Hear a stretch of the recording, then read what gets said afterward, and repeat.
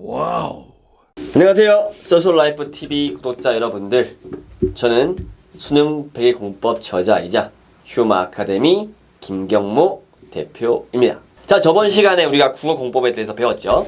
그래서 이번 시간은 영어 공법에 대해서 제가 알려드리도록 하겠습니다. 자, 국어와 영어는 큰 차이가 없어요. 가장 중요한 건 독해력입니다. 하지만 영어는 하나가 더 추가가 되죠. 왜냐하면은 영어는 듣기가 있잖아요. 저희 때만 해도 국어도 듣기가 있었거든요. 그게 이제 화작문과 문법을 바뀐 건데, 영어는 또 독해와 다르게 또 듣기라는 게 있기 때문에 이걸 같이 해 주어야 된다는 걸 잊지 마셔야 됩니다. 그래서 영어 공법의 핵심은 지문에 대한 독해예요. 국어와 다르게 국어는 문제도 같이 분석해야 되지만 영어는 지문 독해만 잘 되면 문제 자체가 어렵진 않거든요. 그렇게 해서 지문 독해에 좀 더 포커스를 맞춰서 공부를 하셔야 된다는 거. 자, 그러면 영어 공부의 시작은 뭐냐면은 영어의 기초가 있을 거 아닙니까? 국어의 기초는 파트별 독해법이라면 영어는 어휘와 어법이 핵심이에요. 특히 가장 중요한 건 어휘도 중요하지만 어휘보다 중요한 건 여러분이 문장 구조를 파악하는 실력을 길러야 돼요. 즉 영어 지문을 보잖아요. 이 지문을 보고 주어가 뭐냐, 서술어가 뭐냐, 수식어가 뭔지를 파악하는 게 영어 지문 독해의 60%에서 70%라고 볼 수가 있습니다. 다시 말하면 문장 구조 파악만 잘 되어도 독해하는데 큰 어려움이 없다는 뜻이죠. 그렇기 때문에 여러분은 문장 구조 파악을 위한 강의를 꼭 들으셔야 돼요. 즉 단순히 투부정사의 명사적 용법, 관계대명사의 용법 이런 지식이 아니라 주어부와 서술부, 수식어부를 구분해주는 그런 강의들이 있거든요. 그런 강의들을 찾아서 듣는 게 중요하고요. 그런 강의들은 길지 않아요. 20강에 30강. 그래서 국어와 마찬가지로 2주 이내로 끝내셔야 됩니다. 그 다음에 이제 어휘죠. 대부분의 어휘가 중요한데 어휘에 그렇다고 너무 많은 시간을 투자하는 경우가 있어요. 그래서 수능을 위한 기초 단어 있거든요. 단어장 한 500개에서 한 1000개 정도 되는 거 집중해서 2주 동안 암기해주고 독해로 넘어가면 됩니다. 그렇다고 이 뜻이 2주 동안 공부하고 남은 시간 어휘, 어법 공부를 안 한다는 게 아니라 독해를 하면서 보완할 거고 지금 하는 건 뭡니까? 수능을 위한 최소한의 공부를 해야 된다는 거죠. 본인이 수능 모의고사 지문을 보고 한 60에서 70% 정도 어휘를 파악하고 구조 파악을 할 수 있으면 이 공부를 하지 않고 바로 지문 독해로 들어가면 됩니다. 자, 그럼 다음은 지문 독해법에 대해서 알려드릴게요. 독해법의 경우 마찬가지입니다. 교재는 앞서 말씀드린 대로 수능 모의고사 5개년 문제집, EBS 수능 특강 그것도 했으면 그 외에 수능 모의고사에 준하는 난이도가 있는 문제집을 선택하면 되죠. 그렇지만 또 중요한 건 해설지에 지문과 문제 그리고 어휘, 어법에 대한 설명이 자세하게 되어 있는 교재를 선택하는 게 중요합니다. 자, 마찬가지입니다. 시간을 측정하면서 지문 독해 한 번에 풀어요. 3지문, 5지문 그 날의 목표 공부량을 풀고 난 다음에 해설지를 보면서 분석을 하겠죠. 확실하게 맞는 거 넘어갑니다. 하지만 틀렸거나 좀 애매하게 맞춘 거, 찍어서 맞춘 것들에 대해서는 분석을 해야 됩니다. 자, 영어는 크게 3가지로 분석할 수 있어요. 첫 번째 어휘입니다. 즉 내가 문장 해석하지 못하는 이유를 말하는 거예요. 그래서 어휘는 아예 처음 보는 단어가 있을 수 있어요.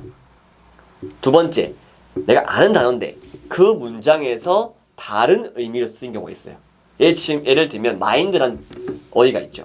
마인드란 어휘가 명사로 쓰이면 마음이지만 동사로 쓰이면 꺼리란 뜻이 있거든요. 그럼 내가 분석을 할 때 마인드가 마음이란 뜻만 알고 있고 동사로 왔을 때는 꺼리라는 뜻으로 쓰인지 몰랐다. 이런 식으로 분석을 해주는 거죠. 그렇게 해서 모르거나 의미가 틀린 단어에 대해서는 인터넷이나 종이사전을 이용해서 단어를 찾고 해당 문장을 같이 단어장에 정리를 해줘야 돼요. 왜? 단어는 문장 속에서 외워야 되기 때문에 단어만 별도로 정리하는 게 아니라 단어와 그 뜻과 그 본인이 독해한 문장에 있는 그 문장을 함께 단어장에 정리를 해주셔야 돼요. 두 번째, 어휘는 알았는데 내가 문장 구조 파악을 잘 못해서 즉 이 문장의 주어가 뭔지 동사가 뭔지를 헷갈렸거나 그 문장에 쓰인 구문을 몰랐을 때 그때는 우리가 앞에서 강의를 들었죠. 그 강의에서 해당하는 부분, 예를 들면 틀린 부분이 관계대명사 와서 용법을 몰랐다. 그럼 그 부분만 뽑아서 다시 복습을 해서 자신의 것으로 만들면 됩니다. 자신만의 단어장뿐만 아니라 문법 노트를 만들어서 여기다가 핵심을 정리해주면 되겠죠. 근데 단어도 다 알고 구조파도 다 했어. 근데 해석이 안 돼. 독해가 안 된 경우가 있어요. 즉 영어를 한글로 바꿨는데 그 한글말이 무엇인지 이해가 안 된 경우가 가장 큰 지문 독해가 안 되는 이유예요. 요즘 영어 지문 보면은 수준이 높아요. 과학 지문도 많이 나오고요. 그런 인문학적인 내용이 많이 나오기 때문에 단어와 문법만 안다고 해서 해석이 안 되는 경우가 있어요. 자, 이런 경우는 두 가지가 있어요. 단어랑 문장도 파악을 했는데 영어가 한국과 수준이 다르다 보니까 이 조합을 잘못한 거예요. 그래서 잘못된 해석을 내놓은 경우. 이런 경우는 문장을 해설지를 보면서 어떻게 문장을 조합을 해야 되는지, 그리고 해설지를 보면서 내용 이해는 어떤지를 본인이 해야 되고요. 해석과 한글이 이해 안 된다. 이런 경우에는 본인이 비문학 독해 실력이 부족하기 때문에 국어 공부의 비중을 더 높여야 된다는 거예요. 아시겠죠? 자, 이렇게 분석을 했어요. 그 다음에 뭐 해야 된다? 국어처럼 이제 그 부족한 부분을 보완을 해야겠죠. 해설지를 덮고 그 틀린 지문에 대해서 지문을 보면서 본인이 스스로 다시 문장 구조를 파악을 하고 해석을 하는 거야. 해석을 한 다음에는 반드시 뭐다? 그 지문의 핵심 내용을 본인이 정리를 해야 돼요. 요약을 해서 정리를 하고 본인 스스로가 설명을 할 수 있어야 됩니다. 그리고 영어는 또 추가가 되는 게 국어가 화장문, 문법 있는 것처럼 영어도 어휘, 어법 문제가 한 문제씩 나오죠? 요건 좀 별도로 이제 준비를 해줘야 되거든요. 그래서 어휘, 어법 전용 교재가 있어요. 그걸 구매를 해서 핵심 어휘, 어법을 습득하고 문제를 풀면서 그 유형을 파악을 하면 되거든요. 이제 반복적인 문제 풀이를 하면 익힐 수 있는 거니까 좀 어렵다면 인강을 또 활용하시면 되고요. 자, 앞에 말했듯이 영어는 독해와 함께 듣기가 있습니다. 그래서 독해가 어느 정도 된다고 하면 듣기에 바로 들어가 되고, 아니면 뭐 요즘에 독해를 잘 못해도 듣기를 잘 하는 학생들이 많아서 독해와 듣기는 같이 가면 돼요. 듣기는 일주일에 한 번 정도면 충분합니다. 한 번 일주일 주말에 우리 앞에 계획에서 말했듯이 비어있는 시간 있죠? 그 비어있는 날에 해야 될 거 다 하고 하면 돼요. 1회분 수능 모의고사 형태 문제집 있죠? 17문제짜리 되어 있는 그 1회분을 한 번에 듣고 문제 풀어야 됩니다. 풀고 난 다음에 해설지를 보면서 틀린 문제 또는 애매하게 맞춘 문제 중심으로 분석을 해야 됩니다. 마찬가지예요. 독해와 마찬가지로 영어 듣기가 틀린 이유는 어휘 또는 핵심 표현을 몰랐거나 어법과 구문, 즉 긴 문장들이 있죠. 거의 문장 구조 파악이 안 됐거나 또는 해석했는데 내용 이해가 안 된 경우. 여기에 듣기는 다른 게 또 추가돼요. 왜? 듣기는 한 번 듣고 끝나고 그게 집중력 문제. 나아가서는 억양, 발음, 연음 같은 이런 부분을 잘 못 들어서 틀린 경우가 있거든요. 그래서 이런 부분들에 대해서는 반복해서 들으면서 소리를 내면서 공부를 하시면 되고, 어휘와 핵심 표현은 독해와 마찬가지로 해당 문장을 같이 단어짜리 정리를 하고, 어법 구문은 해당 어법 구문 책을 보면서 보완을 하되 또 자신만의 어법 노트를 정리를 하시면 됩니다. 이렇게 분석이 다 끝났다. 그럼 다시 1번부터 17번까지 그냥 눈을 감고 그걸 들어보는 거예요. 그럼 이제 들릴 거예요. 못 들었던 어휘나 그런 문장 구조 파악, 발음 이런 것들 들리기 때문에 반드시 다시 들어보면 되고요. 자, 마지막으로 이제 영어도 실전 훈련을 해야겠죠. 자, 영어 실전 훈련은 스트레이트입니다. 듣기와 독해를 한 번에 가요. 마찬가지로 지문 독해를 할 때만큼은 시간을 측정해서 해야 됩니다. 그럼 듣기야 정해진 시간이 있지만 독해는 시간을 별도로 측정을 해야 됩니다. 시험이 끝나면 마찬가지로 시험에 대한 분석, 난이도, 그다음에 시험 환경, 그다음에 출제된 유형 이런 것들을 정리를 해주고, 그 다음에 문제 유형을 분석해야겠죠.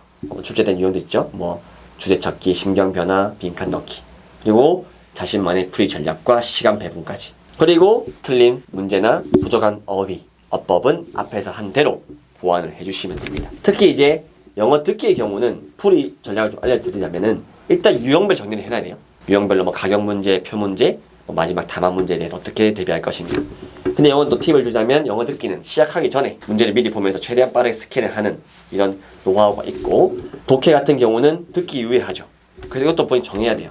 내가 1번, 18번부터 순서대로 풀 것인가, 아니면 쉬운 문제도 있죠. 목적, 주제 찾기, 심경 변화 문제 쉬운 것도 풀고 빈칸 넣기나 어려운 문제는 나중에 풀 것인지를 본인이 해보고 맞는 전략을 찾아야 됩니다. 아시겠죠? 자, 이렇게 영어 공부법 앞으로 여러분 수능 100일 남은 시점에서 어떻게 영어 공부를 해야 될지 해서 알려드렸고요. 영어는 뭐다? 독해력과 청해력을 중심으로 부족한 어휘나 어법, 표현, 그리고 이제 나아가서는 발음, 연음까지 보완을 하는 방식으로 공부를 하면 됩니다. 아시겠죠? 이상으로 오늘 영어 공부법에 대해서 마무리를 하고 다음 시간에는 수학 공부법으로 찾아뵙겠습니다. 감사합니다.